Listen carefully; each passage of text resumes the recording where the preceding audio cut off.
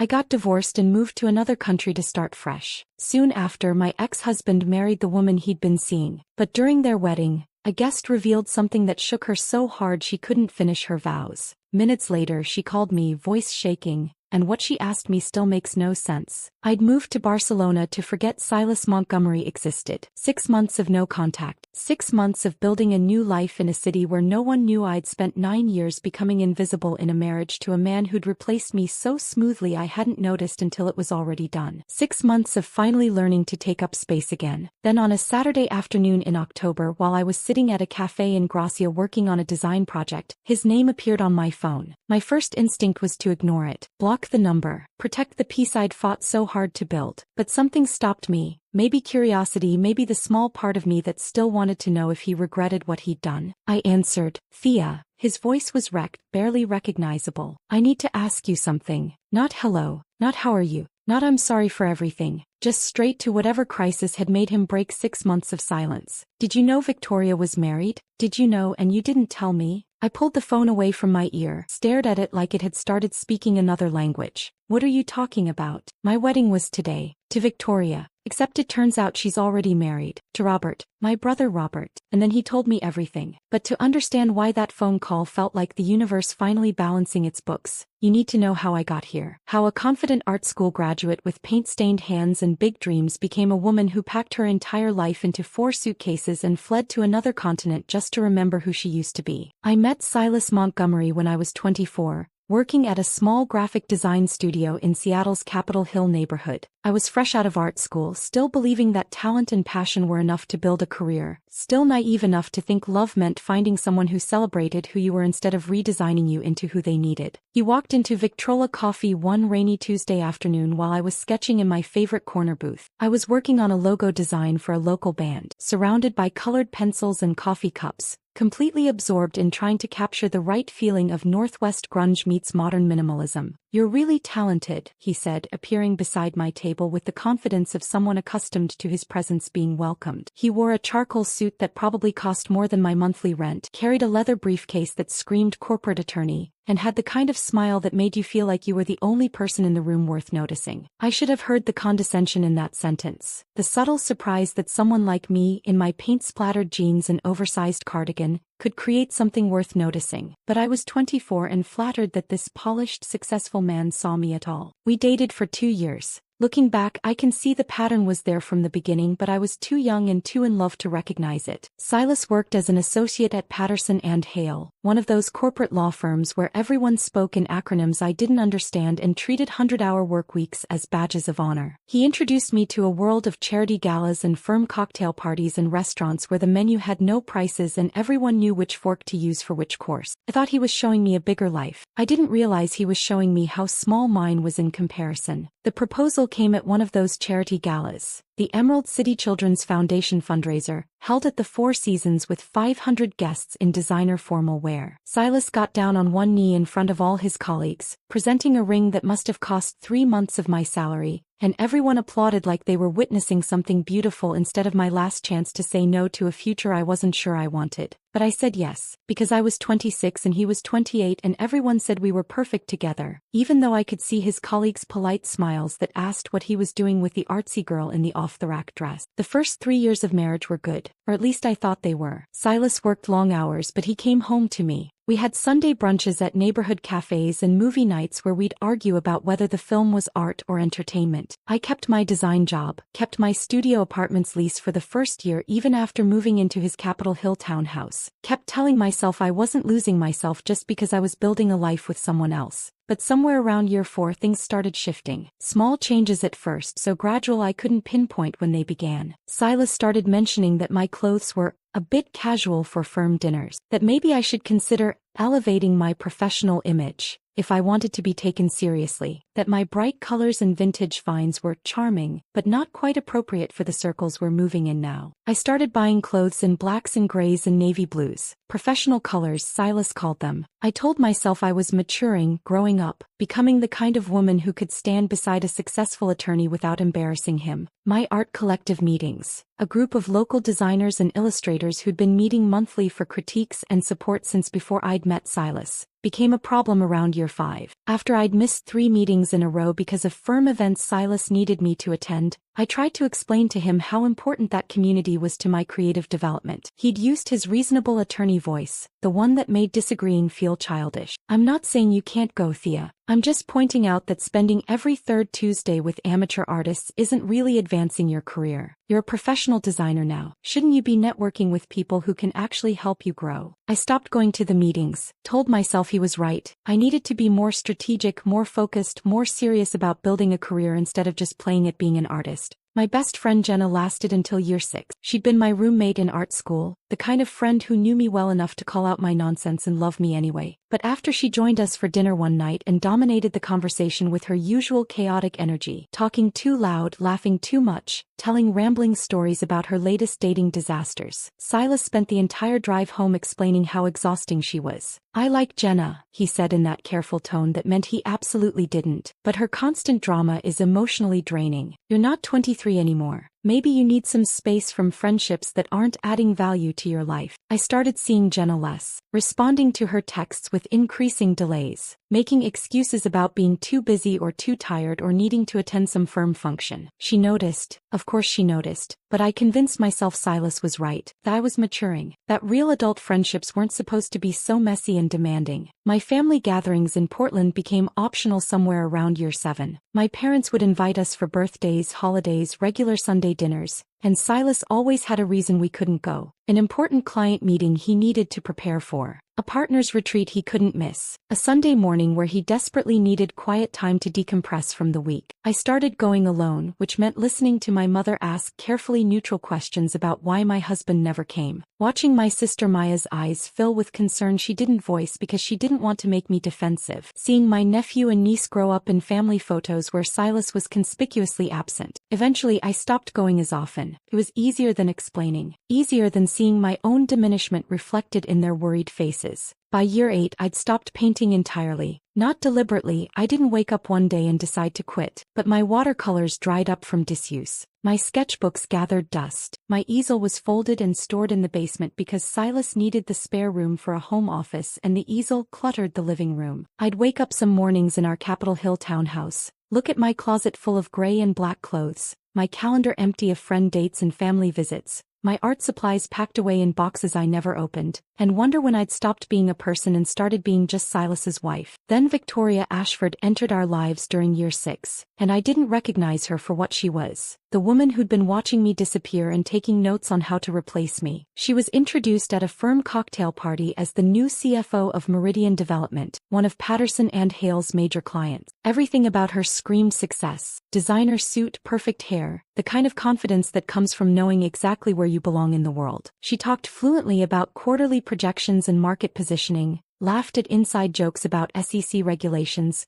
moved through the room like she owned it. Silas mentioned her casually at first. Met the new Meridian CFO today. Victoria Ashford, sharp woman, really understands corporate strategy. Then her name started appearing more frequently in his conversations. Victoria had recommended a restaurant. Victoria had tickets to a fundraiser. Victoria thought I'd enjoy this gallery opening. I didn't realize she was studying me, learning everything about me so she could become my opposite, my replacement. She was always friendly when we interacted at firm events, complimentary, even asking about my design work with apparent interest, admiring my contributions to conversations even when I felt out of my depth discussing corporate law and business strategy. "You have such a creative eye," she told me once at a partner's dinner, touching my arm with what seemed like genuine warmth. Silas is lucky to have someone who brings that artistic perspective to his life. Though, have you ever thought about getting an MBA? You could really maximize your potential with some business training to complement your creative skills. I'd smiled and thanked her, not recognizing the subtle message. You're creative, which is cute but not quite enough. The weekend work sessions started around year 7. Emergency contract reviews that required Silas at the office on Saturday mornings. Strategy meetings that ran late into Thursday nights. Client dinners that turned into drinks that turned into Silas texting me at 11 p.m. saying he'd just grab an Uber home. Don't wait up. Victoria's name was always attached to these events. Victoria needs help reviewing the merger documents. Victoria invited some clients for drinks, important for the firm. Victoria and I are brainstorming strategy for the Meridian presentation. I didn't question it because I trusted him, because after 8 years of marriage, You don't suddenly start suspecting your husband of cheating, because Silas had never given me reason to doubt him before, and I couldn't imagine him being the kind of man who'd lie to my face while building a relationship with someone else. But that's exactly what he was doing. The divorce came as a shock, even though looking back I should have seen it coming. Silas sat me down one evening in February, 9 years into our marriage, and explained with the calm rationality of a man presenting a case to a jury that our marriage wasn't working. "We want different things," he said. "We've grown in different directions. You need someone who understands your artistic temperament. I need a partner who gets the demands of my career." He made it sound so reasonable, so mutual, so much like a natural conclusion to something that had simply run its course. I signed the papers 3 weeks later,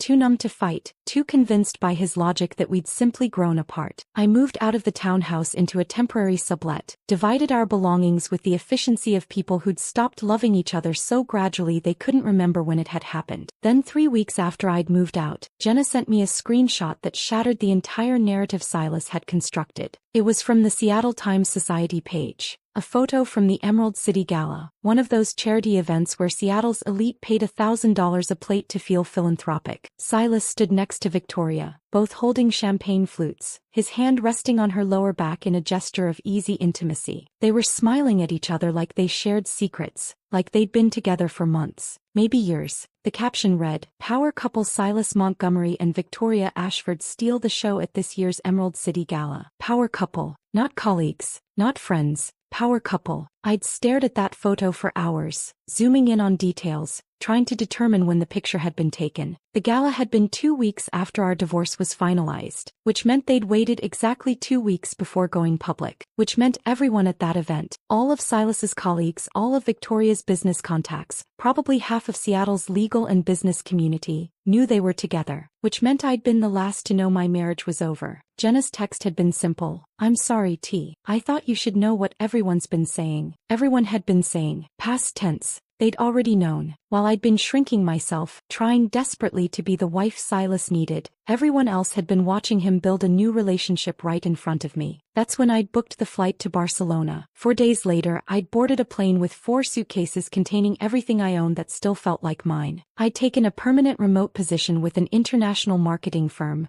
rented a tiny apartment in Gracia, and started the work of figuring out who Thea was when she wasn't performing the role of Silas Montgomery's wife. 6 months. That's how long it had been since I'd left Seattle. Since I'd heard Silas's voice or thought about Victoria or allowed myself to wonder whether the divorce had been my fault or his or some combination of both that I'd never fully understand. 6 months of learning to take up space again, of wearing bright colors because I liked them, of making friends who were loud and messy and exactly the kind of people Silas would have found exhausting, of painting again for myself without worrying whether it was professional enough or serious enough or advancing any kind of career. And now his voice was in my ear, wrecked and desperate, telling me that Victoria, the woman who'd replaced me, the woman who'd perfected everything I'd failed at, was married, still married, to his brother. And he wanted to know if I'd known, if I'd kept it secret, if I'd let him walk into a wedding that was built on a lie even bigger than the one that had ended our marriage. I looked out at Barcelona, at the cafe tables, the tourists with their cameras, the locals moving through their Saturday with the ease of people who belonged,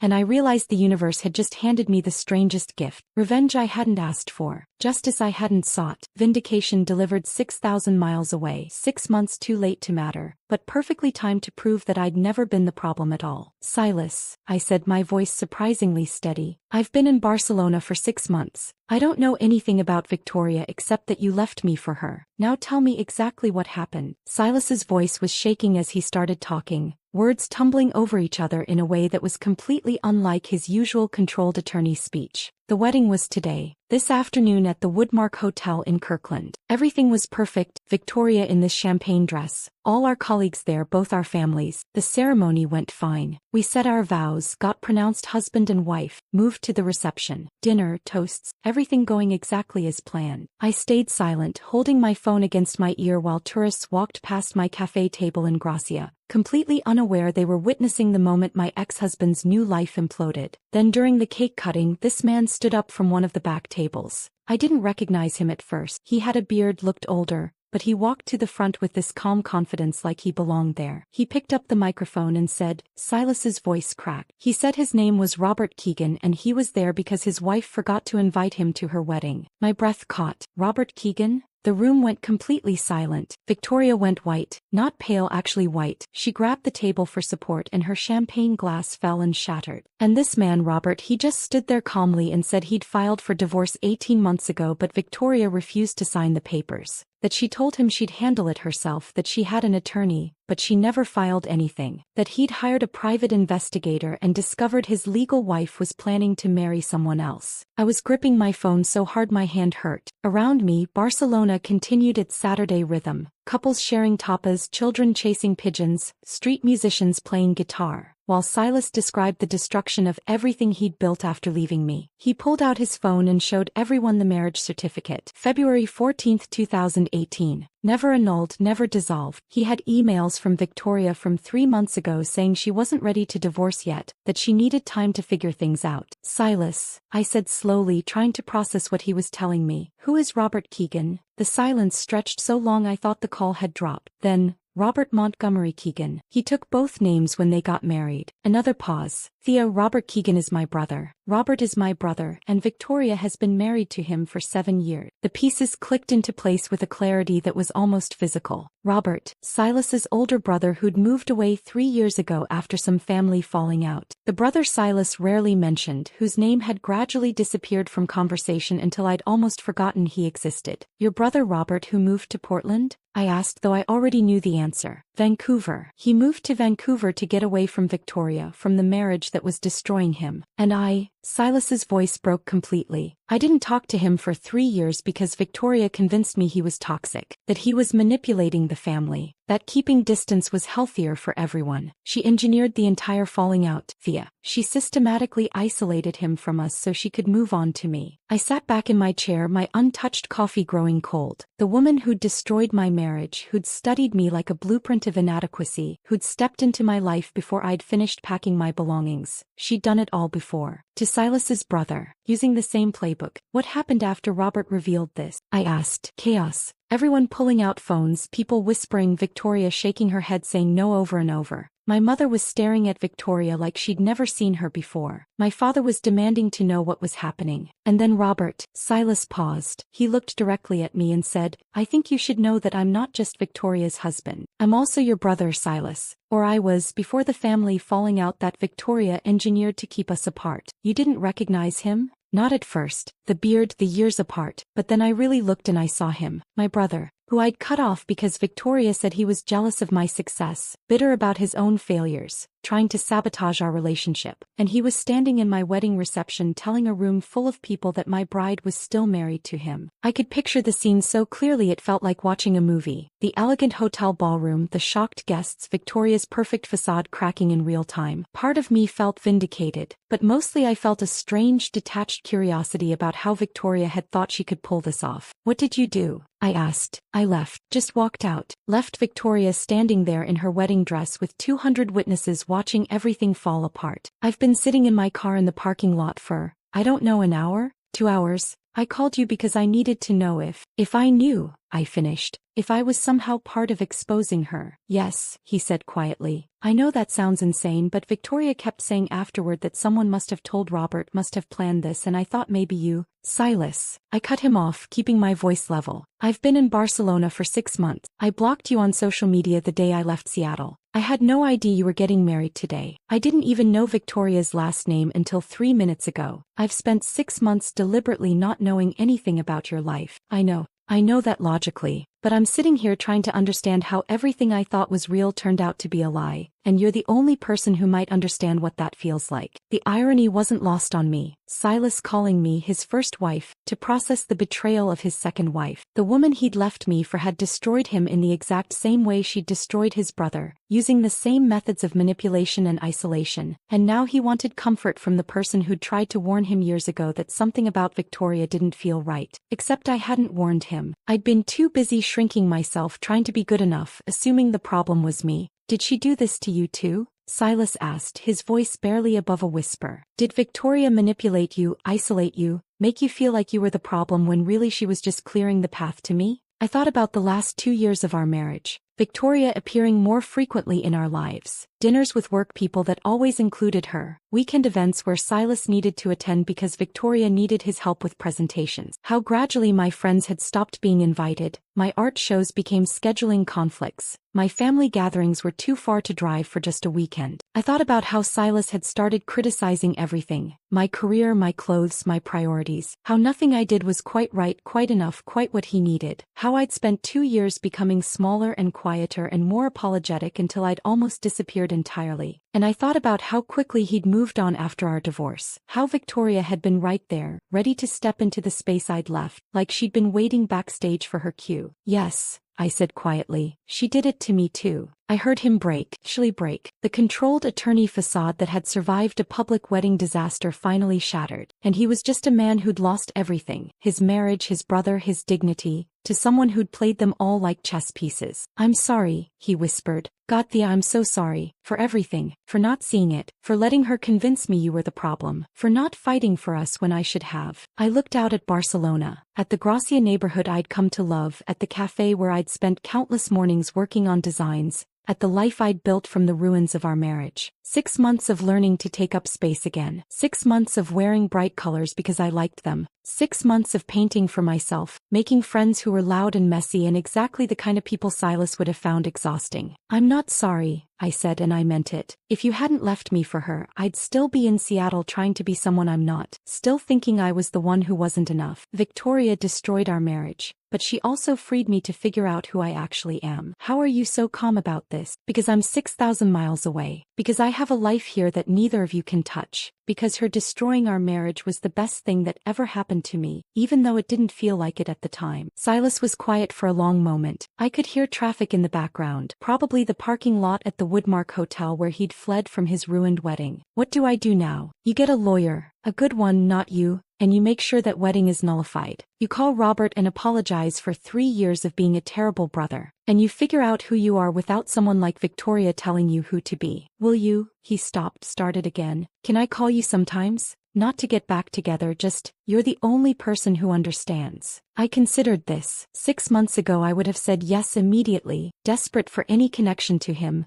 any sign that I'd mattered. But I'd spent 6 months learning to be alone without being lonely, to build a life that was wholly mine. No, I said gently. You need to do this on your own, Silas. You need to sit with it, feel it, figure it out yourself. That's the work. And I need to keep building my life here without being pulled back into your chaos. That's fair. His voice was thick with tears. Are you happy? In Barcelona, I smiled, looking around at the street I'd walked hundreds of times, the cafe where the barista now knew my order, the balcony visible from where I sat where I'd spent countless evenings painting the city that had welcomed me when I had nowhere else to go. I'm getting there, I said. Some days are better than others. But yes, I think I am. Good. You deserve that. We said goodbye. Not closure exactly, but acknowledgement. I put my phone down and sat there for a long time, processing what had just happened. Victoria's perfect life had imploded in the most public way possible. Silas was facing consequences for choosing her over me, over his brother, over his own judgment. Robert had finally been heard after 3 years of being silenced. Me. I was in Barcelona, exactly where I needed to be, with a life I'd built for myself and a strange sense that the universe had just balanced its books in the most unexpected way. My phone buzzed with a text from an unknown Seattle number. This is Robert Montgomery Keegan. Silas gave me your number. I hope that's okay. I wanted to say thank you. I stared at the message, confused, then typed back. Thank you for what? I didn't do anything. His response came quickly. Exactly. You didn't warn them. You didn't interfere. You let the truth surface on its own. Sometimes that's the kindest thing you can do. I stared at Robert's text message, trying to understand what he meant. Thank you for not warning them. You didn't interfere. You let the truth surface on its own. My fingers hovered over the keyboard, unsure how to respond. Around me, the cafe in Gracia continued its Saturday afternoon rhythm. The clinking of coffee cups, conversations in Catalan and Spanish, a street musician setting up his guitar across the plaza. My peaceful Barcelona morning had been interrupted by Silas's call, and now his brother, a man I barely remembered meeting, was thanking me for something I hadn't done. I typed, I still don't understand. I've been in Barcelona for 6 months. I didn't even know about the wedding until you both told me. Robert's response came quickly, like he'd been waiting. Can I call you? This is easier to explain with actual conversation. Before I could decide if I wanted that, my phone was ringing. Robert's number. I answered, still trying to piece together how I'd become part of a story I hadn't been present for. Hi. Thank you for picking up. His voice was different from Silas's. Deeper, rougher around the edges without that polished attorney cadence. I know this is strange. You don't know me and I'm calling you on what should be a normal Saturday in your new life. But I needed to talk to someone who'd survived Victoria, and you're the only other person who has. I'm not sure I survived her, I said. I just ran away to another country. That's surviving. Trust me. He paused and I heard traffic noise in the background. I'm actually sitting in a hotel parking lot right now. Left the wedding venue about an hour after my dramatic entrance. Couldn't stay in Seattle tonight. Too many people wanting to dissect what happened. So I drove north, found a hotel near the Canadian border, and I've been sitting here trying to figure out what comes next. I leaned back in my cafe chair, cradling my phone against my shoulder. Silas said Victoria refused to sign divorce papers. That you filed 18 months ago. I did. February of last year. She kept saying she'd handle it herself, that she had an attorney, that I should just be patient. So I waited and waited, kept calling her lawyer. Turns out she never hired one. Checked the courts. No filing. Meanwhile, she was already with Silas, already building her next life while keeping me legally tied to her. Why? The question came out sharper than I intended. If she wanted to be with Silas, why not just divorce you? Robert was quiet for a moment. Control, I think. As long as we were married, she had a safety net. If things didn't work out with Silas, she could come back to me, to my connection with the family. Victoria doesn't burn bridges until she's absolutely certain the new bridge is solid. It made sense in a twisted way. Victoria was strategic, calculating. She wouldn't risk being alone or losing status. She'd keep all her options open until the last possible moment. How did you find out about the wedding? I asked. Victoria's assistant, young woman named Ashley, who'd been helping Victoria juggle the two lives, scheduling around when I might call, making excuses for why Victoria couldn't attend family events in Vancouver, basically enabling the whole mess. Ashley called me a week ago, said she couldn't live with the guilt anymore. Told me everything. The wedding plans, the venue, the fact that Victoria had filed for a marriage license using her maiden name and claiming to be unmarried. I thought about that assistant, probably in her 20s, watching her boss commit fraud and finally deciding she couldn't be complicit anymore. That took courage. It did. She said she'd been working for Victoria for 2 years and only recently realized the full scope of the deception. She thought Victoria and I were already divorced, that the Seattle relationship was legitimate. When she discovered Victoria had never filed the divorce papers, she panicked. So you decided to show up at the wedding. I spent 6 days debating it, Robert said. I could have just filed charges for bigamy after the fact. Let them get married, then expose it later. But that felt cruel. Not to Victoria, she deserved whatever legal consequences were coming, but to Silas. He's still my brother, even after 3 years of not speaking. I thought he deserved a chance to escape before legally complicating everything. I processed that. Robert had crashed his own wife's wedding to his brother to save that brother from committing fraud. It was either incredibly generous or incredibly messy. Probably both. Silas said Victoria convinced him you were toxic, that you needed distance from the family. Robert laughed, but it was bitter. That's Victoria's specialty, manufacturing conflicts that force people apart. She started small with me. Told my parents I'd said things I never said. Told Silas I was jealous of his success. Created situations where I'd look unstable or unreliable. By the time I realized what was happening, the damage was done. My family believed her version of me instead of the actual me. She did the same thing to my friendships, I said quietly. Made them seem exhausting or dramatic or not worth my time. I didn't realize until I left Seattle and reconnected with people that they'd all been confused about why I'd disappeared. Exactly. Victoria identifies what matters to you, then slowly makes it seem like those things are problems. Your friends, my family, whatever connections might compete with her for attention or provide perspective she can't control. Thought occurred to me. When did you realize what she was doing? Not until I left. I moved to Vancouver thinking I was the problem, that I'd somehow failed at marriage, that my issues were driving Victoria away. I spent a year in therapy trying to understand what was wrong with me before my therapist pointed out that all of Victoria's complaints were contradictory. First I wasn't ambitious enough, then I was too focused on career. First I wasn't social enough, then I was spending too much time with friends. The criticisms kept changing because the point wasn't to help me improve, it was to keep me off balance. I closed my eyes, feeling that description in my bones. Silas did the same thing after Victoria entered our lives. Nothing I did was right, but the definition of right kept shifting. Because you weren't the problem, Victoria was, but she'd convinced Silas to be her spokesperson. Robert paused. Can I ask you something? When did you realize your marriage was over? I thought about that, honestly. Not until I saw a photo of Silas and Victoria at a charity gala 3 weeks after our divorce was finalized. They looked like they'd been together for years. The caption called them a power couple. That's when I understood I'd been replaced long before Silas asked for the divorce. That must have been brutal. It was. But it also freed me in a weird way. I'd spent months thinking I'd failed, that if I'd just been better somehow, we could have made it work. Seeing that photo made me realize no amount of being better would have mattered. Victoria had decided she wanted my life, and she was going to take it regardless of what I did. She wanted mine too, Robert said.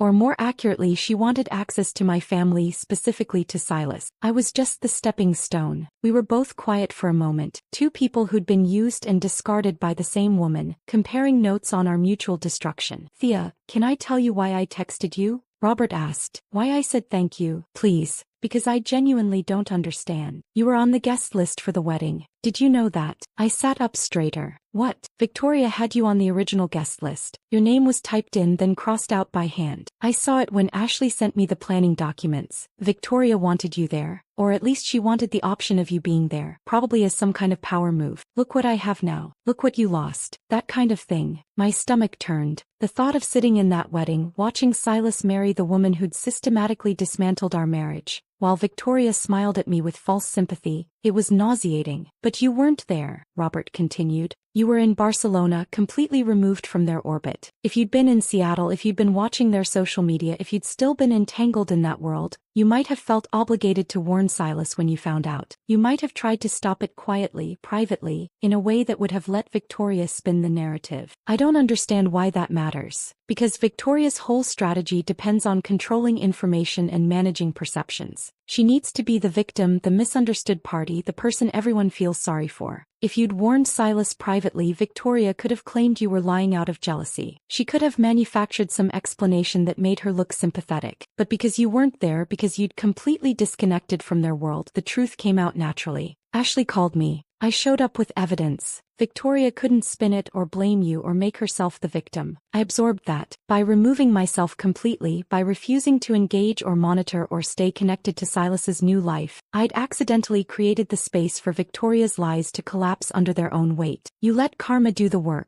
Robert said. That's why I'm thanking you. You didn't plot revenge. You didn't try to expose her. You just left and built a better life, and that absence allowed everything else to happen the way it needed to. I looked around the plaza. At the church, the cafe tables, the locals and tourists mixing in the afternoon sun. 6 months ago I'd been sitting in a Seattle sublet, staring at a photo that proved my husband had replaced me, feeling like my life was ending. Now I was in Barcelona with a career I enjoyed and friends I'd chosen and art I was creating for myself, accidentally participating in the destruction of Victoria's carefully constructed lies simply by not being present. I didn't do it on purpose, I said. The best revenge never is, Robert replied. The best revenge is just living well enough that you forget to check if they're suffering. My coffee had gone completely cold. I flagged down the waiter and ordered another, settling into what was clearly going to be a longer conversation than I'd anticipated. What happens now? I asked. For you, I mean. And for Silas. For me. I'm filing for divorce immediately, this time with documentation that Victoria refused the first attempt and tried to commit bigamy. My attorney thinks it'll be straightforward. For Silas, Robert sighed. That's more complicated. He's my brother. I want to forgive him for believing Victoria over me, for cutting me off for 3 years. But I'm also really angry at how easily he believed her lie. He called me crying, I said, apologizing for not seeing what Victoria was doing to me, to us, to you. It felt genuine. Guilt is easy. Change is hard. I'll see which one Silas actually commits to. Robert paused. What about you? Are you going to forgive him? The question caught me off guard. I don't know if forgiveness is the right word.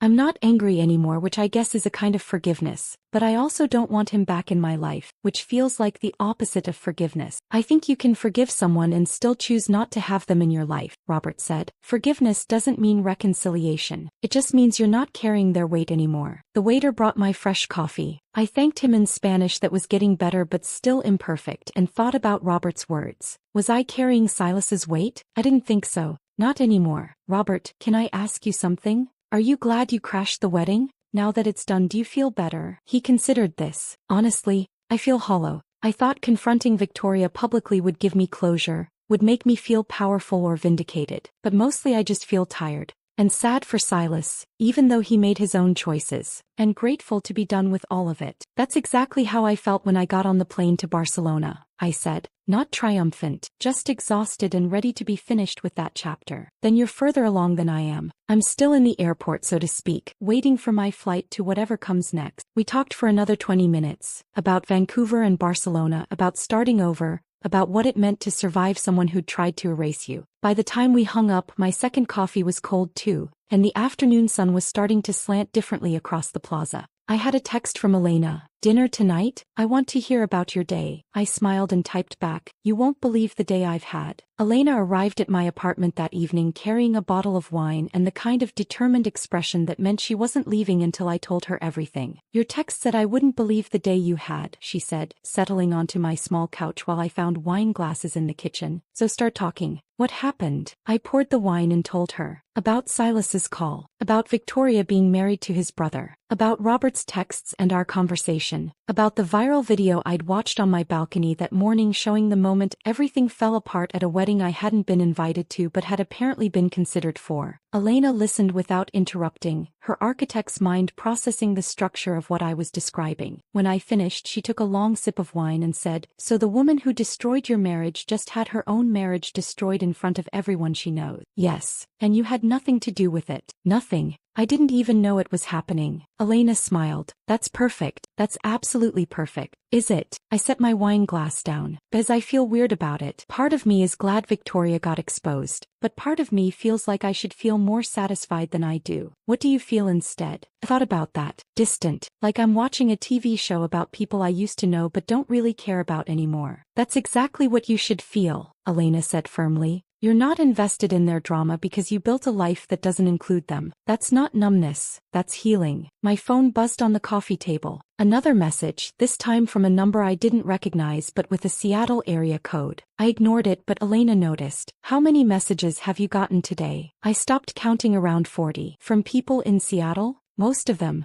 Old friends, Silas's colleagues, even a few people from the firm who barely spoke to me during my marriage. Everyone suddenly wants to tell me they're sorry. They should have noticed. They realize now what Victoria was doing. Elena made a dismissive sound. Of course they do. Now that it's safe to see the truth. Now that they won't look bad for acknowledging it. Where were these people when you needed them? That's not fair, I said, though I wasn't sure why I was defending them. They didn't know. They didn't want to know. There's a difference. Elena topped off both our wine glasses. People are very good at not seeing uncomfortable truths when seeing them would require them to do something. Now that Victoria's been exposed and Silas is the victim, everyone can safely admit what they suspected all along. She was right, and it bothered me more than I wanted to admit. How many people had watched me shrink during my marriage and said nothing? How many had seen Victoria's subtle manipulations and chosen to look away because confronting it would have been awkward? My phone buzzed again. This time I looked. Another unknown Seattle number. But the preview of the message caught my attention. Thea, this is Patricia Montgomery, Silas's mother, I said out loud. Elena leaned forward. What does she want? I opened the message. Thea, this is Patricia Montgomery. I know you have no reason to take my call, but I need to apologize to you. Could we speak? I have your number from the old family phone tree. Please, this is important. I showed Elena the message. She read it and raised her eyebrows. The mother-in-law who never liked you wants to apologize. Are you going to call her back? I don't know. Part of me wants to hear what she has to say, but part of me thinks engaging with any of them just pulls me back into their world. What does your gut tell you? I closed my eyes, trying to feel past the confusion and the wine and the exhaustion from a day that had started so peacefully and turned into this. My gut says she's feeling guilty because Robert came to family dinner and told them everything. She wants absolution, not conversation. Then don't call her back. But even as Elena said it, my phone was ringing. Patricia's number. I stared at it, my finger hovering between answer and decline. Your phone, your choice, Elena said. But remember, you don't owe anyone your time, especially not people who made you feel small when you were already struggling. I answered.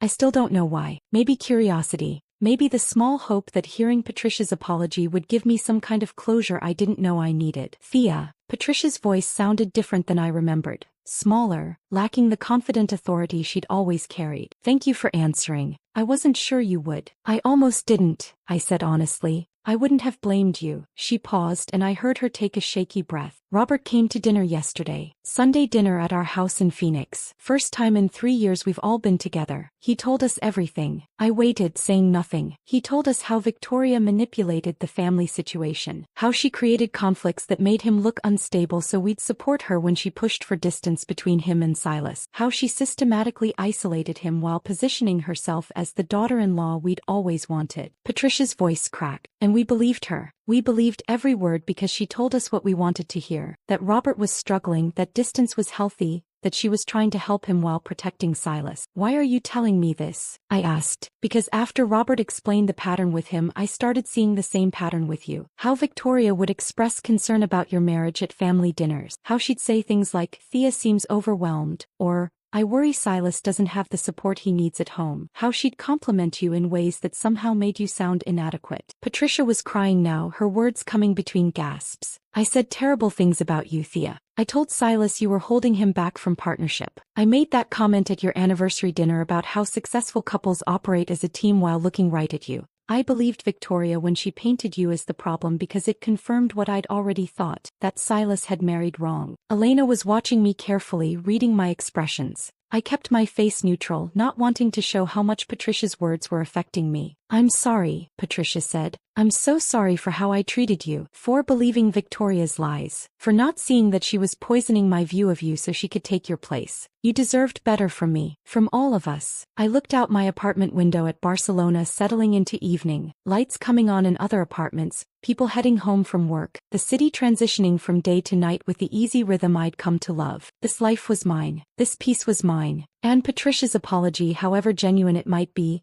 couldn't change the past or give me back the years I'd spent feeling inadequate in her eyes. I appreciate you calling, I said carefully. I do. But Patricia, I need you to understand something. I've spent 6 months rebuilding myself, figuring out who I am without Silas, without your family, without Seattle. And I won't, let this situation pull me back into that world. I'm not asking you to come back, Patricia said quickly. I'm just asking for your forgiveness. I don't know if I can give you that right now. Maybe someday. But right now, I'm still learning how to exist without feeling like I need to earn anyone's approval. Patricia was quiet for a long moment. That's fair. That's more than fair. But Thea, can I tell you one more thing? I almost said no. Almost hung up and blocked the number and went back to my peaceful Barcelona evening. But something in her tone made me say, okay. Robert showed us photos yesterday. Photos Victoria had deleted from the family cloud but he'd saved. Photos of you at family gatherings from the early years of your marriage. Before Victoria entered the picture. You looked so alive in those photos, happy, confident, like you belonged. And then we looked at more recent photos from the last 2 years and you looked like a ghost, like you were fading away right in front of us. My hand tightened on the phone. I didn't see it when it was happening, Patricia continued. Or I saw it and convinced myself you were just adjusting to Silas's career demands, becoming more mature, growing up. But looking at those photos side by side yesterday, I couldn't deny what I was seeing. Victoria drained the life out of you, and we let her do it because she was telling us you were the problem. Elena reached over and squeezed my free hand. She couldn't hear Patricia's words, but she could see what they were doing to me. Robert said you moved to Barcelona, Patricia said. Started over completely. Are you happy there? It was the same question Silas had asked, but coming from Patricia it felt different. Less about guilt and more about genuine curiosity. I'm getting there, I said. Some days are better than others. But yes, I think I'm happy. Good. You deserve that. Patricia paused. I won't call you again. I just needed you to know that we see it now. All of it. And we're sorry we didn't see it sooner. After we hung up, I sat on the couch next to Elena, both of us quiet. She refilled my wine glass without asking if I wanted more. How do you feel? She finally asked. Tired. Vindicated. Angry that it took Victoria trying to commit bigamy for people to believe what she was capable of. I took a sip of wine, but also relieved, I think, that I'm not crazy. That what I experienced was real and other people finally see it. You were never crazy, Elena said firmly. You were just surrounded by people who benefited from believing Victoria instead of trusting what they could see with their own eyes. My phone buzzed again. Another message, this time from Jenna. I know you're probably overwhelmed, but I need you to know I'm sorry. I should have fought harder to stay in your life. I should have told you I noticed you changing. I was a bad friend and I want to be better if you'll let me. I showed the message to Elena. She read it and said, Are you going to respond? Eventually. But not tonight. Tonight I just want to sit here with you and drink wine and remember that I have a whole life here that Victoria never touched. Elena lifted her glass. To lives Victoria never touched. We clinked glasses and drank, and I felt something settle in my chest. Not closure exactly, but maybe the beginning of understanding that the best revenge wasn't Victoria's public humiliation or Patricia's guilty apology or even Silas's devastation. The best revenge was this: sitting in my Barcelona apartment with a friend I'd chosen, drinking wine I'd picked out, living a life I'd built entirely for myself. A life where Victoria Ashford was just a name from my past instead of the architect of my present. My phone kept buzzing throughout the evening. More messages, more apologies, more people suddenly seeing what they'd missed. But I put it on silent and focused on Elena, on our conversation about everything except Seattle and Silas and Victoria. When Elena finally left around midnight, I stood on my balcony looking out at the Gracia neighborhood. Tomorrow I'd deal with the messages. Tomorrow I'd figure out how to respond to people who wanted forgiveness or connection or just to feel less guilty about their silence. But tonight I just existed in the life I'd chosen, and that felt like enough. Tuesday morning I woke to find my phone had died overnight, still on silent from when I'd muted it during Elena's visit. I plugged it in and watched as notification after notification loaded. 37 new messages, 12 missed calls, voicemails I'd never listened to. I made coffee and carried it to my balcony, leaving my phone inside. The Gracia neighborhood was waking up around me, the bakery on the corner opening its doors, the smell of fresh bread drifting up to my fourth-floor apartment, children walking to school with their parents, old men setting up their dominoes game at the cafe across the street. This was my life now, this quiet morning routine, this city that didn't know or care about Seattle's latest scandal. And I realized I wanted to keep it that way. I spent the morning working on a design project for Global Reach, a brand identity for a sustainable fashion startup in Amsterdam. The work required focus, which was exactly what I needed. Colors and typography and the clean logic of visual hierarchy. Problems I could solve without emotion, without history, without the weight of other people's expectations. Around noon, Christina messaged me on Slack. "Saw you're online. How's the Amsterdam project coming?" I updated her on my progress, sent over preliminary mock-ups, waited for feedback. Her response came quickly. "This is excellent. Bold without being aggressive. Exactly what the client needs. Also, and this is completely separate from work. Are you okay? I saw something on LinkedIn about a Seattle attorney's wedding disaster, and some of the comments mentioned your name." I stared at the message. The story had reached LinkedIn, had reached Germany, had reached my boss who'd hired me specifically because my portfolio showed talent, not because she knew anything about my personal life. I typed back, "I'm fine. Long story involving my ex-husband and his terrible choice in women. Doesn't affect my work. I wasn't worried about your work. I was worried about you." The simple kindness of that statement made my throat tight. "Thank you. I'm actually okay. It's weird, but I'm okay." "Good. Take the afternoon off if you need it. The Amsterdam project isn't due until Friday." But I didn't take the afternoon off. I worked because working kept me grounded, kept me focused on something I could control. By 3 p.m., I'd finished the preliminary designs and sent them to Christina for review. Then I finally looked at my phone. Most of the messages were variations on the same theme. People from Seattle expressing shock, offering support, apologizing for not seeing Victoria's manipulation sooner. I scrolled through them with increasing detachment, realizing that these messages weren't really for me. They were for the senders, absolving themselves of guilt, performing the concern they should have shown years ago. But one message stood out. From Robert. "My lawyer says Victoria finally signed the divorce papers. She doesn't want to fight it. Her attorney advised that fighting would only make the criminal investigation worse. It should be final in about 60 days. Strange how the end of a 7-year marriage comes down to signatures and paperwork and lawyers advising you to give up." I called him instead of texting back. He answered on the first ring. "Hey," he said, sounding tired. "Didn't expect to hear your voice. How are you doing?" I asked. "Really doing, not the version you tell people who are checking in." He was quiet for a moment. "Honestly, I feel hollow. I thought confronting Victoria publicly would give me closure, would make me feel powerful or vindicated. But mostly I just feel exhausted. And sad for Silas, even though he made his own choices. And grateful to be almost done with all of it." "That's exactly how I felt when I got on the plane to Barcelona," I said. Not triumphant, just tired and ready to be finished with that chapter. "When does it stop feeling heavy?" Robert asked. "When do you wake up and not immediately think about everything that happened?" I looked around my apartment, at the paintings I'd hung, at the art supplies spread across my dining table, at the view of Barcelona from my balcony. I don't know if it ever completely stops, but it gets quieter. The thoughts become background noise instead of the main event. You start having days where you forget to think about it until evening, then eventually you have days where you don't think about it at all. I want that, Robert said quietly. I want a day where Victoria isn't the first thing I think about when I wake up. You'll get there. It just takes time and distance and probably therapy. Already started therapy, he said. First session was Monday. Spent most of it crying in a stranger's office while she took notes and made sympathetic sound. That's what the first few sessions are for. Eventually you'll get to the part where you start understanding the patterns instead of just feeling them.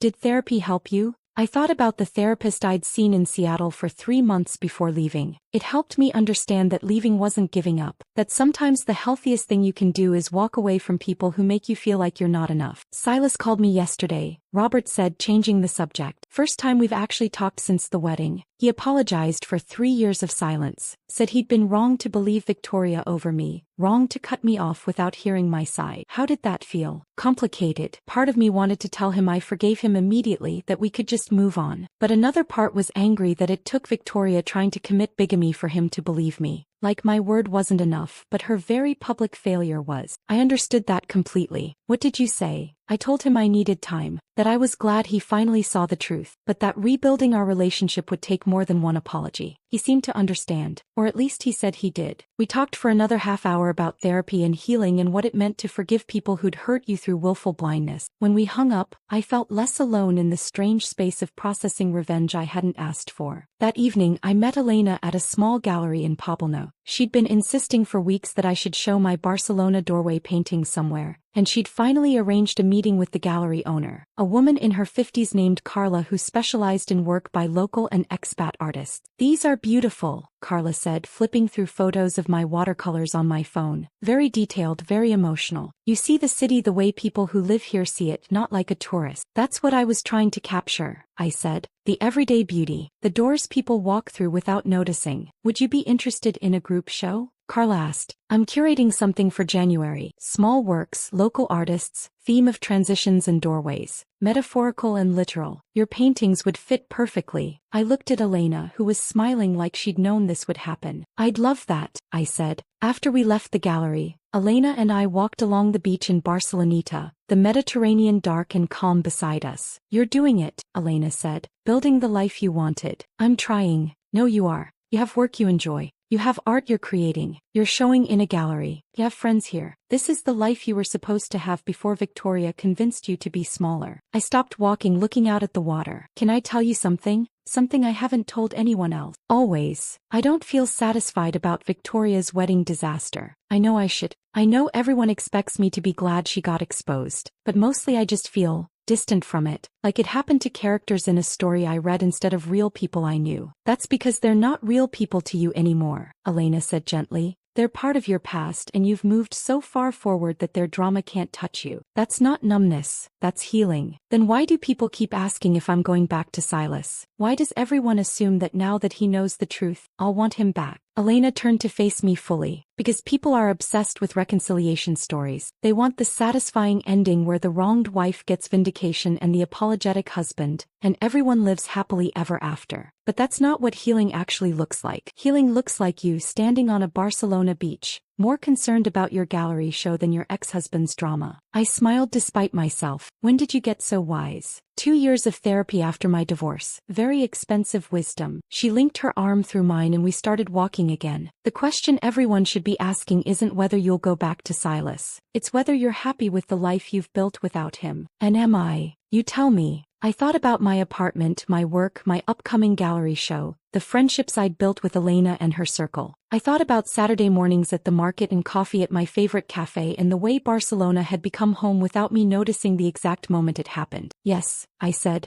I think I am happy. Not perfectly, not completely, but genuinely happy in a way I wasn't for years before I left. Then that's your answer to everyone who asks about Silas. You're not going back because you're already exactly where you want to be. We walked the rest of the beach in comfortable silence and I felt something settle in my chest. The revenge I'd gotten without planning wasn't about Victoria's public humiliation or Silas's guilt or even all the people apologizing for not seeing what was happening. The revenge was this, being happy without them, building a life so full that their drama became background noise. standing on a beach in Barcelona talking about my gallery show instead of obsessing over what my ex-husband was doing 6,000 miles away. That night, I finally responded to Jenna's message about reconciliation. I'm not going back to Seattle or to Silas. I'm building something here that's entirely mine and I'm not giving it up. But I appreciate you asking. How are you? Her response came quickly. I'm proud of you, and I miss you. Can I come visit? I want to see this life you've built. I smiled and typed back, yes, come visit. I'll show you my Barcelona. Then I put my phone away and opened my laptop, pulling up the Barcelona doorway paintings I'd been working on. I had 3 months until the gallery show. 3 months to create enough work to fill a wall. 3 months to prove that the best revenge wasn't destruction, it was creation. Outside my window, Barcelona was settling into night. Somewhere in Seattle, Silas was probably still processing the implosion of his wedding. Victoria was probably dealing with legal consequences and professional fallout. Robert was probably lying awake in Vancouver, trying to figure out who he was without the weight of a failed marriage. But I was here painting doorways in a city that had welcomed me when I had nowhere else to go. And that felt like exactly where I was supposed to be. The painting was almost finished when my phone rang Wednesday evening. I'd been working on a watercolor of a door in the Gothic Quarter. Deep blue wood with brass fixtures, worn stone steps, a ceramic number plate that had probably been there for a century. The kind of detail that required steady hands and patience, both of which vanished when I saw Robert's name on my screen. I wiped my hands on a rag and answered, "Hey, can you talk?" His voice was different than our previous conversations, tighter, more controlled, like he was holding something back. Of course. What's wrong?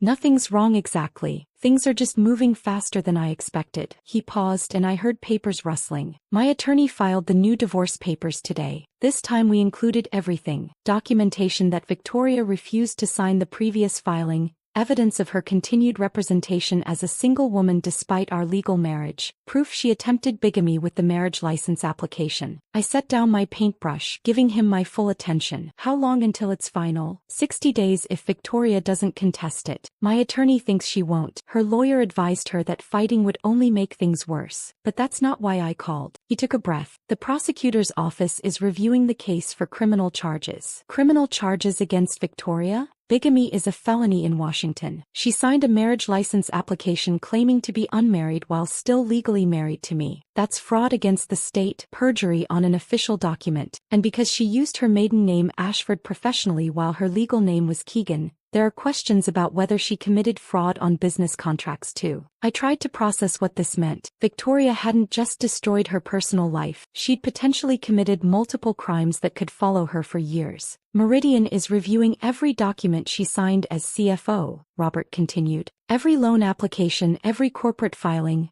every contract. If she signed as Victoria Ashford when her legal name was Victoria Keegan, the company could face liability. They're talking about suing her for misrepresentation and breach of fiduciary duty. I search for the right word. That's catastrophic. It is. And I should feel satisfied about it. I should feel like justice is being served. But mostly I just feel exhausted. I wanted Victoria to face consequences, but I didn't want to be the instrument of her complete destruction. I just wanted to be free of her. I understood that completely. The revenge fantasy versus the reality of watching someone's life implode in real time. They felt very different. How's Silas handling all this? I asked, though I wasn't sure why I cared. Not well. He called me yesterday. Asked if there was any way to make this go away quietly, to protect Victoria from the worst of the legal consequences. I told him that ship sailed when she tried to commit bigamy in front of 150 witnesses. Robert's voice hardened slightly. He's still trying to save her even after everything she did. Part of me respects that loyalty. Part of me thinks he's an idiot. After we hung up, I sat at my dining table looking at the half-finished painting. The door I'd been working on represented Barcelona to me. Beautiful, detailed, with a history I didn't fully know but could appreciate anyway. Unlike Seattle, where I knew too much history, where every street corner held a memory of becoming smaller. My phone buzzed with a text from Jenna. Are you seeing what's happening with Victoria? It's everywhere. Seattle's legal community is in full gossip mode.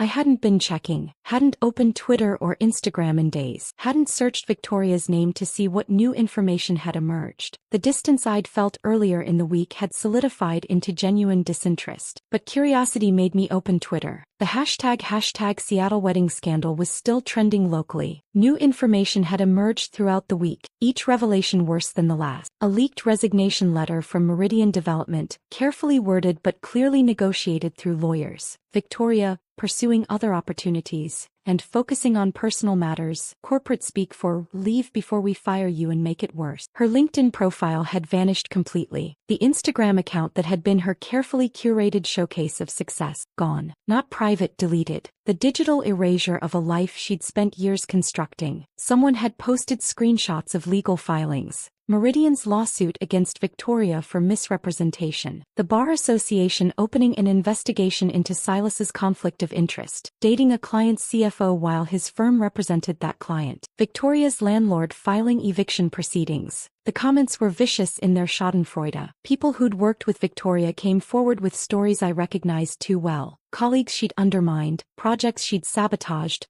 reputations she'd destroyed while maintaining her own image as the competent professional everyone could trust. A former Meridian employee had created a Twitter thread that had gone semi-viral. Thread: Working with Victoria Ashford taught me everything about professional manipulation. Here's what I learned. I scrolled through it, reading descriptions of Victoria's tactics, how she'd identify ambitious colleagues and position herself as their mentor, then slowly sabotage them while seeming helpful. How she'd take credit for team successes and blame team members for failures. How she'd manufacture conflicts between co-workers to prevent them from comparing notes about her behavior. It was the same playbook she'd used in personal relationships, applied to professional settings. Victoria had one strategy that she deployed everywhere. Identify what people wanted, become the person who could provide it, then use that dependency to control and eventually betray them. My phone rang. Jenna, this time not texting. Have you been watching this unfold? She asked without preamble. I'm looking at Twitter now. It's insane. Everyone who ever worked with Victoria is coming forward with stories. It's like the wedding disaster gave people permission to finally talk about what she was really like. Why are you calling me about this? I asked, not unkindly. Jenna was quiet for a moment, because I wanted to make sure you're okay. This is a lot of vindication happening very publicly, and I know that can be complicated to process. I'm fine, I said and realized I meant it. I'm actually painting, working on pieces for a gallery show in January. A gallery show?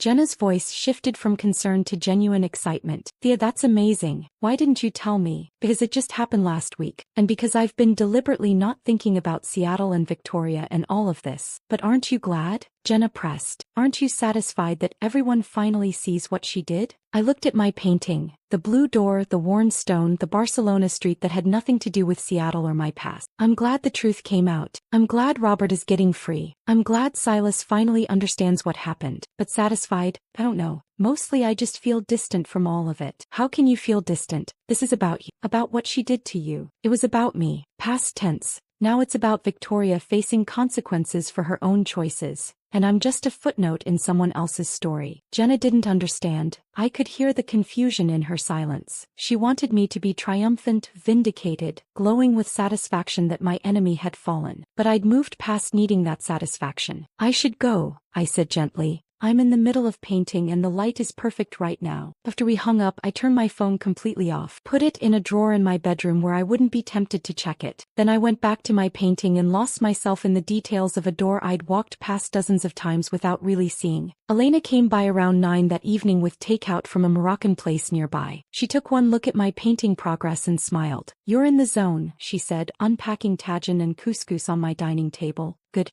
That's where you should be. I washed my hands and joined her at the table. Everyone keeps asking if I'm satisfied about Victoria's consequences. If I'm glad she's losing everything. Are you? I don't know. Thought I would be. I spent months fantasizing about Victoria getting exposed, about Silas realizing what he'd lost, about everyone seeing the truth. But now that it's happening, I just feel removed from it. Elena served us both food, her movements efficient and practical. That's because you've already moved on. Victoria's destruction isn't your climax. It's her ending. You've already had your climax and resolution. You left Seattle, built this life, found yourself again. Victoria's consequences are just epilogue to a story you've already finished. I sat with that thought while we ate. He was right. The most important part of my story had already happened. The leaving, the rebuilding, the slow realization that I could be happy without Silas, without Seattle, without any of the life I'd thought I needed. Can I tell you what I think the real revenge is? Elena asked, pouring us both wine. Please. The real revenge is that you're sitting here eating Moroccan food and talking about your gallery show instead of obsessively tracking Victoria's downfall. The real revenge is that she's become irrelevant to your happiness. She destroyed your marriage thinking she was taking something valuable, but what she actually did was free you to build something better. When did you become so wise about revenge? I asked, smiling.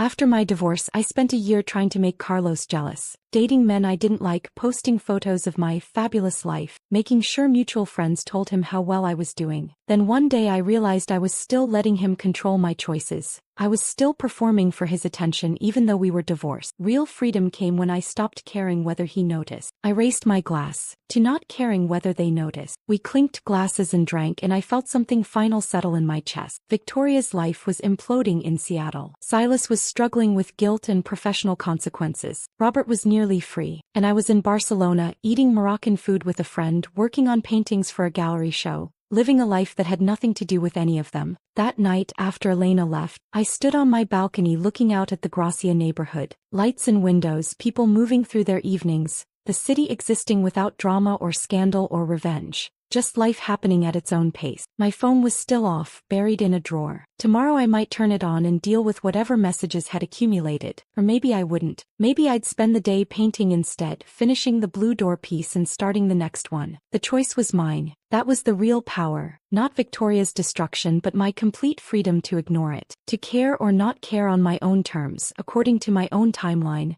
without reference to anyone else's expectations. I went back inside and returned to my painting, working by lamplight until my eyes grew tired. The door was taking shape, intricate, detailed, beautiful in its ordinariness, just like the life I was building, one careful brushstroke at a time. The painting of the blue door was finally finished when my phone lit up with Silas's text Sunday evening. I'd been standing back from my dining table, examining the watercolor from different angles, deciding if it needed any final touches. The Mediterranean light I tried to capture looked right, warm but not harsh, the kind of afternoon glow that made Barcelona feel golden. I was reaching for my phone to take a photo when the message appeared. Can we talk? I need to see you. I'll fly to Barcelona if that's what it takes. Please, Thea. I read it 3 times, each time feeling a different emotion. First, surprise. Silas wanted to fly 6,000 miles to see me. Then irritation. Of course he thought he could just show up in my carefully constructed new life. Finally, clarity. This was the moment I'd been preparing for without knowing it. The old Thea would have said yes immediately, would have felt obligated to give him closure, to hear his apology in person,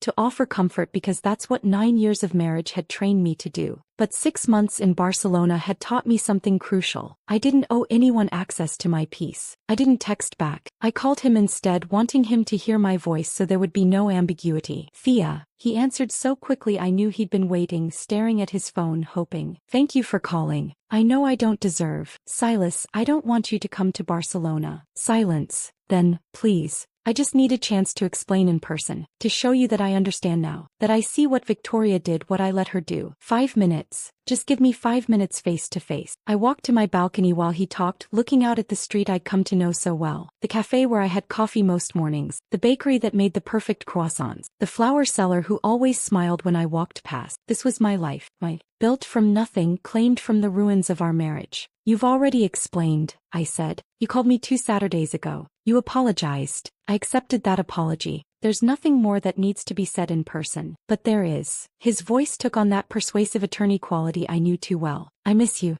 I know I don't have the right to miss you after what I did, but I do. And I've been thinking a lot about this. I think we could try again. Now that I understand what Victoria did, now that I see how she manipulated both of us, we could start fresh. I closed my eyes against the audacity of it. Silas, I could move to Barcelona, he continued, building momentum. Or you could come back to Seattle. I know that's asking a lot, but hear me out. Or we could find somewhere new together. New York, London, somewhere neither of us has history. We could rebuild what we had before Victoria destroyed it. Silas, stop. He stopped. I don't want to try again. Not now. Not ever. Not because I hate you, but because I finally like myself and I can't risk losing that again. You wouldn't lose yourself. I'd make sure of it. I'd support your art, your career, your choices. I'd be different this time. I swear I'd be different. I sat down on my balcony chair, phone pressed against my ear, trying to find words for something I'd only just figured out myself. That's the problem. You're still talking about what you would do, what you'd give me permission to be, what you'd allow. But I don't need your permission anymore. I don't need you to support my choices because my choices aren't subject to your approval. He was quiet for a long moment. I don't understand. I know you don't. That's exactly why I can't come back. Then help me understand. Please, Thea. Just tell me what you want. I looked around my apartment, at the finished painting on my dining table,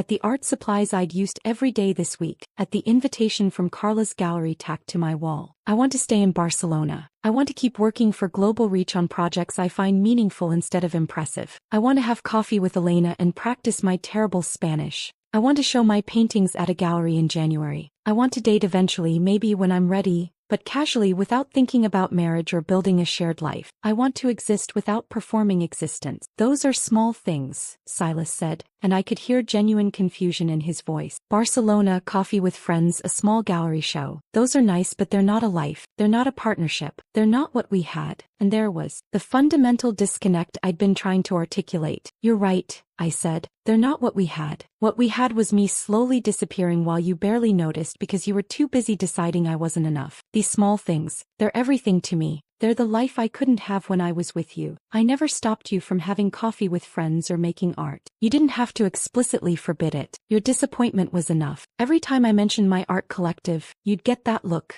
like I was wasting my time on hobbies instead of building something serious. Every time Jenna called, you'd mention afterward how exhausting she was. Every time I suggested visiting my family, you'd have some important work thing that meant I'd have to go alone. You never said, don't do these things. You just made me feel worthless for wanting them. I heard him take a shaky breath. I didn't realize I was doing that. I know. That's why it worked. We were both quiet. I could hear traffic in the background on his end. He was probably in his car somewhere, having this conversation in a parking lot or pulled over on some Seattle street. Thea, he said finally, his voice small. I loved you. I still love you. Doesn't that count for something? It counts for a lot. It means our marriage mattered, that those 9 years weren't a complete waste. But love isn't enough if it comes with constant disappointment that I'm not someone else. I was wrong about who I wanted you to be. I see that now. Maybe you do. But I can't take the risk of going back to find out. I've worked too hard to like myself again. Silas was crying now. I could hear it in his breathing, in the pauses between words. I don't know how to accept this. I don't know how to let you go. You already did. Last February when you asked for a divorce. You let me go then. I'm just declining your attempt to take it back.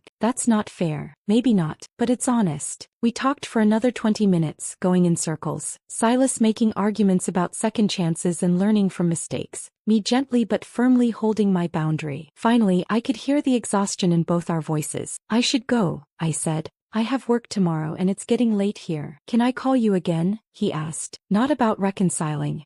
To stay in your life somehow. I thought about that. 6 months ago I would have said yes immediately, grateful for any connection to him. But I'd learned something important in Barcelona. Closure didn't come from maintaining contact with people who'd hurt you. It came from building a life so full you didn't need them anymore. I don't think that's a good idea, I said. Not now. Maybe someday we can be friendly acquaintances who check in occasionally. But right now, you need to process losing Victoria and this whole disaster without using me as your emotional support. And I need to keep building my life without being pulled back into yours. That's really it then. This is goodbye. This is goodbye, I agreed. Take care of yourself, Silas. I mean that. After we hung up, I sat on my balcony for a long time watching Barcelona settle into evening. I felt lighter somehow, like I'd been carrying something heavy without realizing it and had finally set it down. My laptop was still open on my dining table. I saw an email notification from Robert, sent about an hour ago. The subject line, thank you. I opened it and read his message about Silas calling him earlier, asking for support about reconciling with me, about how Robert had told him that trying to come back was selfish, that I'd left to run toward myself, not away from him. You spent 6 months reclaiming your confidence and sense of self, Robert had written. Silas wanting you back would just start the whole cycle again. I told him that even though he's my brother and I want him to be happy, sometimes the kindest thing you can do for someone is tell them the truth they don't want to hear. I typed a response. Thank you for that. Silas just called me, asked to visit Barcelona to try again. I said no. Robert replied almost immediately. How do you feel?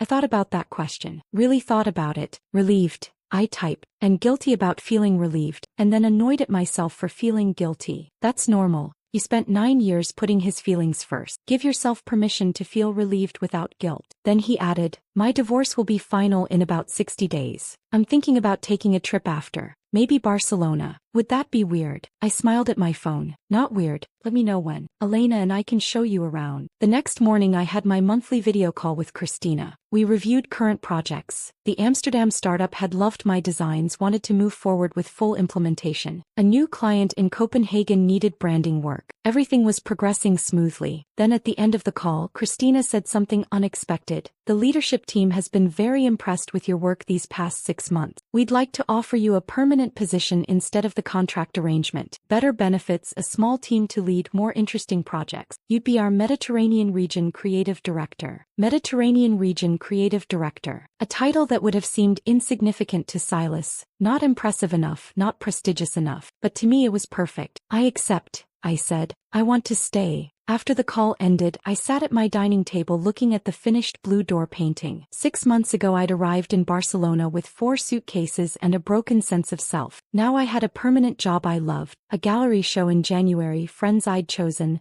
a life I'd built entirely for myself. My phone buzzed with a text from Elena. Coffee this afternoon? Want to discuss gallery plans? I replied, yes. Also, I officially accepted the permanent position at Global Reach. I'm staying. Her response was immediate. I knew you would. Barcelona chose you just as much as you chose Barcelona. I looked around my small apartment, not impressive by Seattle standards, not the kind of place Silas would have considered appropriate for a senior associate's wife, but it was mine. The paintings on the walls, the art supplies on the table, the view from the balcony, the neighborhood I'd learned to navigate, the language I was slowly learning, the life I was deliberately creating. Silas had asked what I wanted and I'd told him, but sitting there in my Barcelona apartment with permanent employment and a gallery show and friends waiting to have coffee, I realized I'd undersold it. What I wanted wasn't small, it was everything. It was freedom to exist without apology, to create without judgment, to build a life according to my own definition of success rather than someone else's disappointment. And I had it. Finally, completely wholly I had it. The invitation from Carla's gallery arrived in my email 3 months after I'd told Silas no. Group show, Thresholds and Transitions.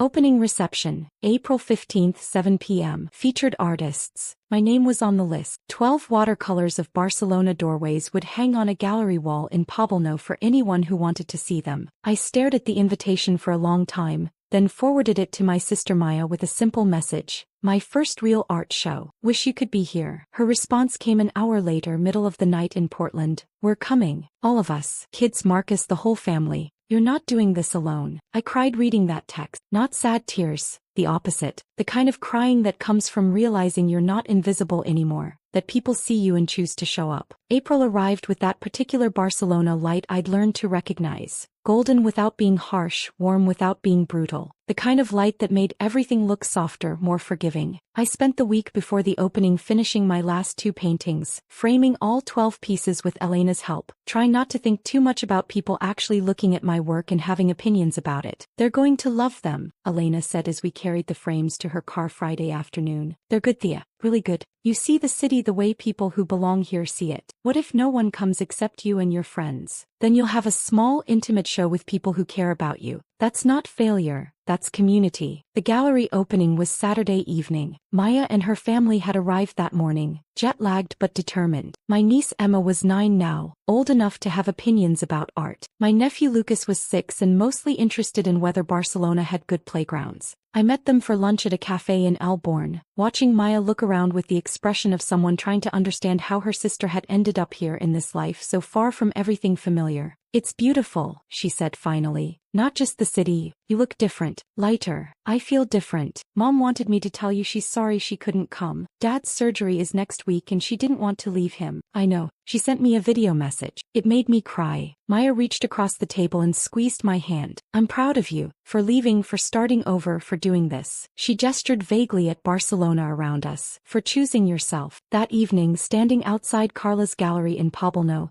I felt my stomach flip with nerves. Through the window I could see my paintings already hung, soft lighting making the colors glow. People were starting to arrive. Elena's architect friends, other artists from the community, some of my Global Reach colleagues who'd wanted to support me. Robert was there too. He'd flown in from Vancouver 3 days earlier, staying in a small hotel in Gracia, spending his time walking the city and meeting Elena and me for coffee. His divorce had been finalized 2 months ago. He looked different than the last time I'd seen him on a video call. More settled, less haunted. Ready? Maya asked, linking her arm through mine. No. But let's go anyway. The opening was small but warm. Maybe 30 people throughout the evening, filtering in and out, wine glasses in hand, studying my paintings of Barcelona doorways. I watched people look at my work, really look, taking time with each piece, and felt something expand in my chest. Robert stood in front of the painting of the blue door in Gracia for a long time before calling me over. "This is my hotel," he said. "I walked past this door every day this week, but I never really saw it until I saw your painting. You notice things other people miss. That's what 6 months of trying to disappear will do," I said. "You start paying attention to doorways, wondering what's on the other side. And now you're on the other side," Robert said. "You walked through." Maya approached with Emma, who'd been studying each painting with serious concentration. "Anthea, why did you only paint doors? Why not whole buildings?" "Because doors are transitions," I said. "They're the moment between one place and another, between who you were and who you're becoming." Emma nodded like this made perfect sense. "I like the blue one best. It looks happy." My phone buzzed in my pocket. I almost ignored it, but something made me check. A text from a number I'd deleted months ago but still recognized.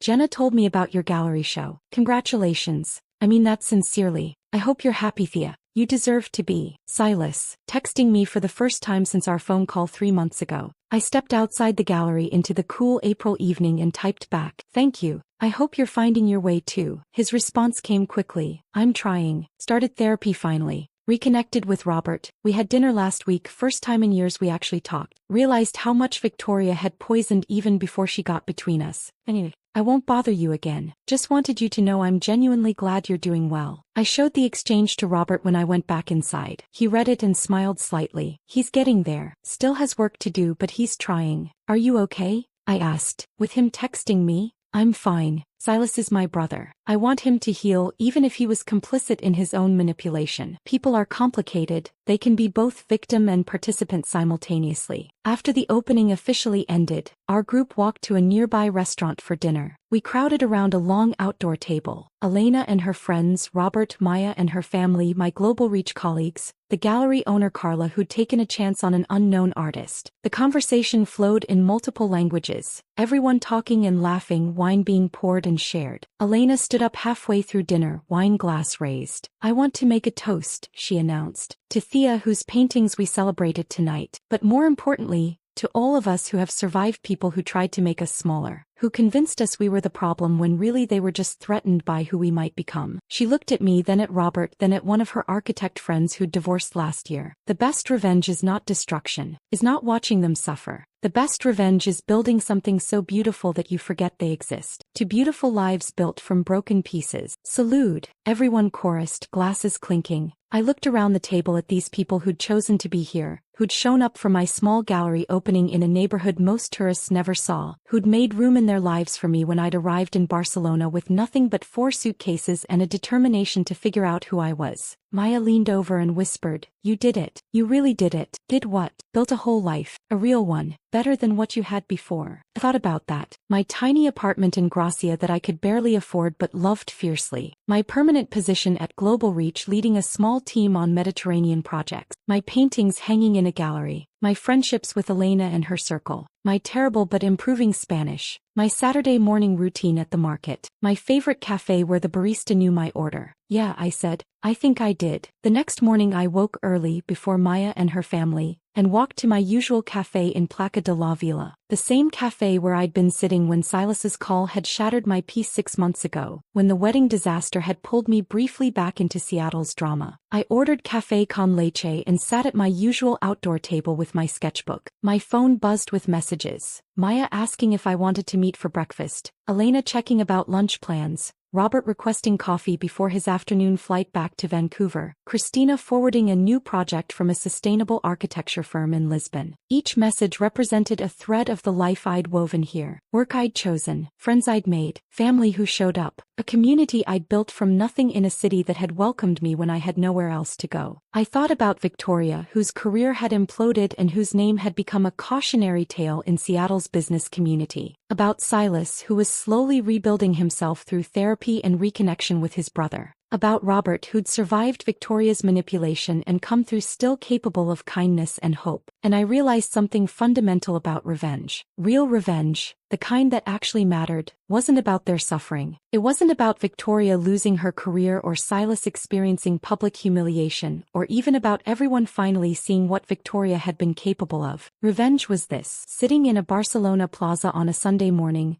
coffee warm between my hands, sketchbook open to blank pages full of possibility, surrounded by a life I'd built entirely for myself. Revenge was remembering that 6 months ago I'd felt broken and worthless, and now feeling whole while knowing I'd never been the problem at all. Revenge was not needing to check Silas's social media or track Victoria's consequences or require updates on how their lives were unraveling. Revenge was the complete and total indifference that comes from being too busy living well to measure anyone else's suffering. I opened my sketchbook and started drawing the scene in front of me: the old men playing dominoes at the next table, the mother sharing a croissant with her toddler, the morning light hitting the church across the plaza, the flower seller setting up his stand, the city waking up around me. Not because anyone had commissioned it, not because it would hang in a gallery or sell for money, just because I wanted to, as I could, because this was my life now and I was finally, completely, wholly present in it. My phone buzzed again. "Robert, coffee at 2? Want to see your neighborhood before I leave?" I typed back, "Yes, I'll show you my favorite spots." Then I put my phone away and returned to my sketch, losing myself in the details of ordinary morning in Barcelona. The life I'd built wasn't dramatic or impressive by Seattle standards. I wasn't a senior associate's wife anymore. I wasn't climbing any corporate ladder or attending charity galas or living in a renovated townhouse. But I was an artist with work in a gallery, a designer leading a team on meaningful projects, a friend who showed up for coffee and language exchanges and weekend walks, a sister whose family flew across an ocean to celebrate with her, a person who took up space without apologizing, who created without seeking permission, who existed fully and completely as herself. Victoria had tried to take my life and replace me in it. Instead, she'd accidentally freed me to build something better than I'd ever imagined possible. The barista brought me a second coffee without me asking, knowing my routine. I smiled my thanks in Spanish that was still imperfect but improving. Around me, Barcelona continued its Sunday morning rhythm: church bells, conversations, children playing,